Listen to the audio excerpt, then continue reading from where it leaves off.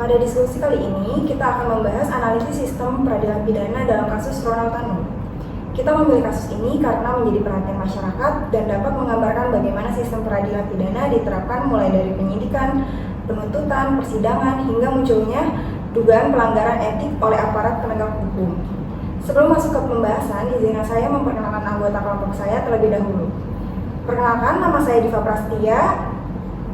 Perkenalkan, nama saya Aisyah Gani Inas. Nama saya Ruha Nur Azizah. Saya Zahra Fajriani. Dan saya Jegi Rinja Banersa. Berikut kami menyampaikan pembahasan sesuai dengan bagian masing-masing. Selanjutnya kronologi dari kasus ini akan dibacakan oleh Jack.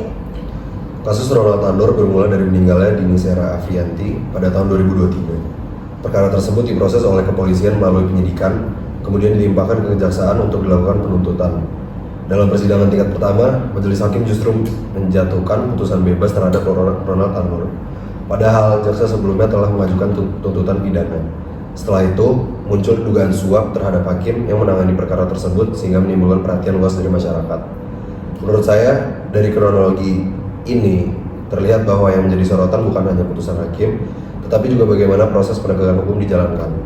Hal ini penting karena sistem peradilan pidana tidak hanya bertujuan menghukum pelaku, tetapi juga memastikan proses hukum berjalan secara adil dan berintegritas.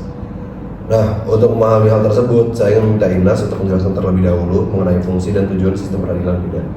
Baik, sebelum membahas kasus Ronald Tanur, kita perlu memahami terlebih dahulu apa yang dimaksud dengan sistem peradilan pidana. Sistem ini merupakan kerjasama antara kepolisian, kejaksaan, pengadilan, dan lembaga pemasyarakatan dalam menegakkan hukum pidana. Fungsinya adalah mengendalikan kejahatan melalui proses hukum yang adil, serta memberikan perlindungan terhadap hak masyarakat. Sedangkan tujuannya yaitu menegakkan hukum, menemukan kebenaran material, memberikan kepastian hukum, mewujudkan keadilan, melindungi hak korban maupun tersangka, dan menjaga ketertiban masyarakat. Jika dikaitkan dengan kasus Ronald Tanur, tujuan tersebut sempat dipertanyakan masyarakat karena muncul putusan bebas yang kemudian disusul dengan dugaan suap terhadap hakim. Akibatnya masyarakat mulai mempertanyakan apakah proses peradilan benar-benar sesuai sudah memberikan rasa keadilan. Saya setuju dengan pendapat Inas. Menurut saya, adanya dugaan pelanggaran oleh aparat memang dapat mempengaruhi kepercayaan masyarakat terhadap proses hukum. Tapi menurut saya hal tersebut belum tentu berarti sistem peradilan pidana gagal. Yang perlu kita lihat adalah apakah setiap lembaga dalam sistem tetap menjalankan kewenangannya sesuai aturan dan bagaimana mekanisme pengawasan bekerja. Selanjutnya saya ingin meminta Ziza menjelaskan mengenai ruang lingkup sistem peradilan pidana. Baik, ruang lingkup sistem peradilan pidana tidak hanya terbatas pada aspek hukum, tetapi juga mencakup aspek perilaku, sosial, politik, ekonomi, budaya, dan keamanan. Dari aspek hukum, seluruh tahapan perkara Ronald Tanur sebenarnya telah berjalan mulai dari penyidikan, penuntutan, hingga persidangan. Namun ketika muncul dugaan suap terhadap hakim, masyarakat mulai mempertanyakan apakah proses tersebut benar-benar telah memenuhi prinsip keadilan. Dari aspek perilaku, kasus ini menunjukkan bahwa integritas aparat sangat menentukan keberhasilan penegakan hukum.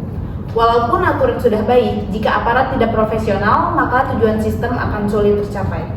Selain itu, dari aspek sosial, kasus ini juga mendapat perhatian luas sehingga mempengaruhi kepercayaan masyarakat terhadap lembaga peradilan.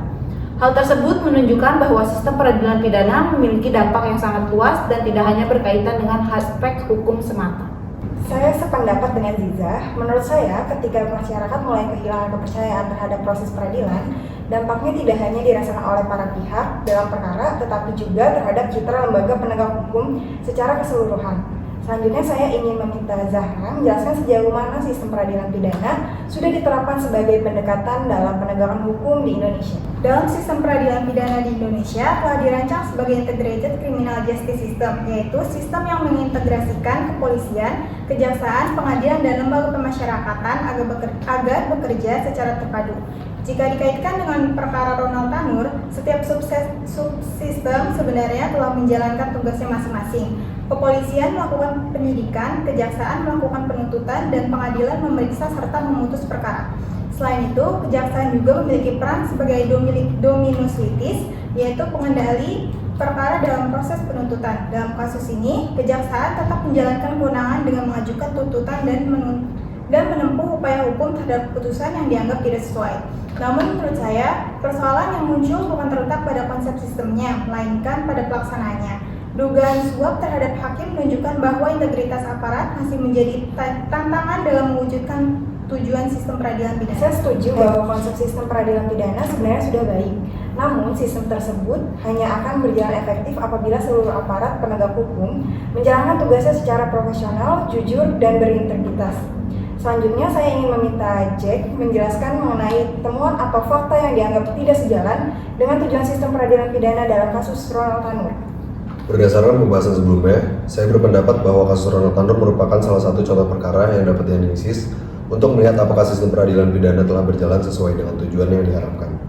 Menurut saya, temuan pertama adalah putusan bebas di tingkat pertama yang menimbulkan perdebatan di masyarakat.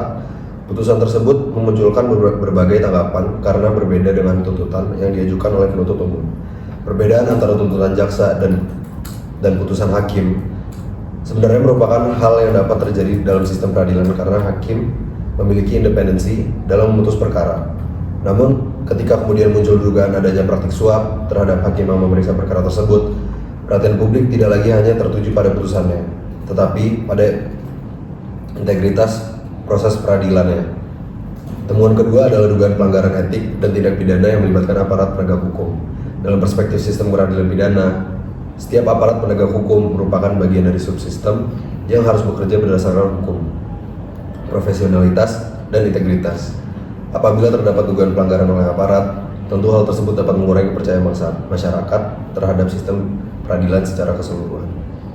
Selanjutnya, temuan ketiga adalah menurunnya kepercayaan masyarakat terhadap lembaga peradilan. Salah satu tujuan sistem peradilan pidana adalah memberikan kepastian hukum dan rasa keadilan.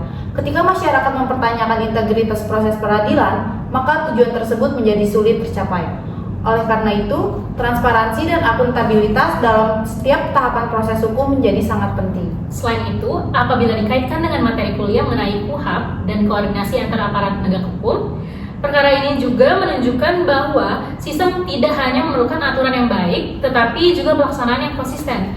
Menurut saya, pengawasan internal maupun eksternal terhadap aparat penegak hukum menjadi salah satu faktor penting agar proses peradilan berjalan sesuai dengan prinsip negara hukum. Saya setuju dengan pendapat yang sudah disampaikan. Menurut saya, dari temuan-temuan tersebut terlihat bahwa persoalan dalam kasus Ronald Tanur bukan hanya menyangkut hasil putusan, tetapi juga bagaimana setiap tahapan proses hukum dijalankan. Ketika muncul dugaan pelanggaran oleh aparat penegak hukum, kepercayaan masyarakat tentu ikut berdampak meskipun sistem hukumnya sendiri telah mengatur mekanisme yang jelas.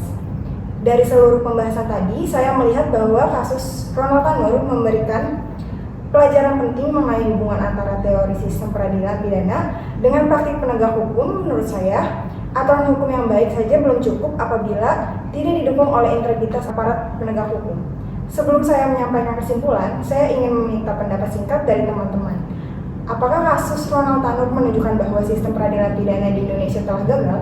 Menurut saya, tidak. Tepat jika dikatakan bahwa sistem peradilan pidana di Indonesia gagal secara keseluruhan. Yang perlu dibedakan antara konsep sistem dan pelaksanaannya. Konsep sistem peradilan pidana sudah dirancang untuk mewujudkan keadilan, kepastian hukum, dan kemanfaatan. Namun, apabila dalam praktik terdapat penyimpangan oleh oknum aparat, maka yang menjadi persoalan adalah pelaksanaan sistem tersebut, bukan konsepnya. Saya sependapat dengan Inas. Menurut saya, kasus Ronald Tanur justru menunjukkan bahwa pengawasan dalam sistem peradilan pidana tetap berjalan. Ketika muncul dugaan pelanggaran oleh aparat, proses hukum terhadap dugaan tersebut dilakukan sesuai mekanisme yang berlaku. Hal ini menunjukkan adanya upaya untuk menjaga integritas sistem. Namun demikian, pengawasan tersebut perlu terus diperkuat agar pelanggaran serupa tidak terulang dan masyarakat semakin percaya terhadap proses penegakan hukum. Saya ingin menambahkan, dalam teori Integrated Criminal Justice System, setiap subsistem memiliki peran yang berbeda tetapi saling berkaitan. Apabila salah satu subsistem mengalami masalah, maka kepercayaan terhadap keseluruhan sistem juga dapat berdampak. Oleh karena itu, koordinasi antar lembaga harus dibarengi dengan integritas setiap aparat penegak hukum. Selain itu, asas dominus litis yang dimiliki kejaksaan menunjukkan bahwa jaksa memiliki peran penting dalam mengendalikan perkara pada tahap penuntutan. Namun, keberhasilan penuntutan juga tetap bergantung pada proses pemeriksaan di pengadilan yang independen dan berintegritas. Saya juga berpendapatan bahwa pembelajaran dari kasus ini bukan hanya mengenai kesalahan individu, tetapi mengenai pentingnya evaluasi terhadap sistem. Ke depan, penguatan pengawasan, peningkatan profesionalisme aparat, serta transparansi dalam proses peradilan perlu terus dilakukan agar tujuan sistem peradilan pidana benar-benar dapat diwujudkan. Baik, terima kasih atas pendapat teman-teman. Berdasarkan hasil diskusi yang telah kita lakukan, dapat disimpulkan bahwa sistem peradilan pidana memiliki tujuan untuk menegakkan hukum, mewujudkan keadilan, memberikan kepastian hukum, serta melindungi hak masyarakat.